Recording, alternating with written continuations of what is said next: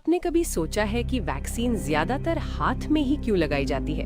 क्या ये सिर्फ परंपरा है या इसके पीछे ठोस विज्ञान छिपा है?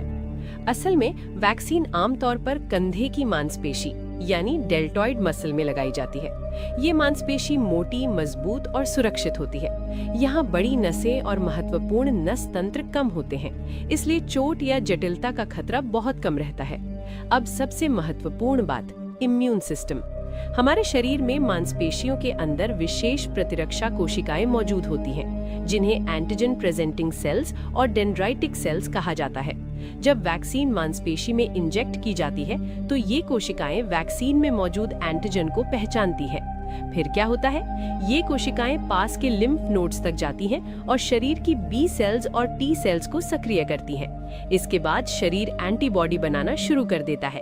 यही प्रक्रिया भविष्य में बीमारी से बचाव करती है। अगर वैक्सीन सीधे नस में चली जाए, तो दवा बहुत तेजी से पूरे शरीर में फैल सकती है, जिससे इम्यून प्रतिक्रिया कमजोर हो सकती है।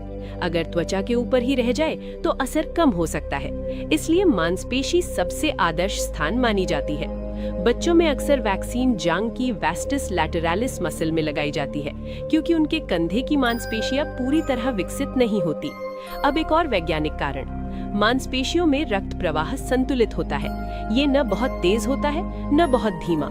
इससे वैक्सीन धीरे धीरे अवशोषित होती है और शरीर को मजबूत और लंबे समय तक चलने वाली प्रतिरक्षा मिलती है।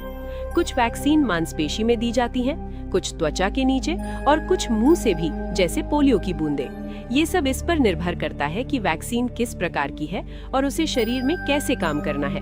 तो अगली बार जब आपको वैक्सीन लगे, तो याद रखिए, ये सिर्फ एक इंजेक्शन नहीं है।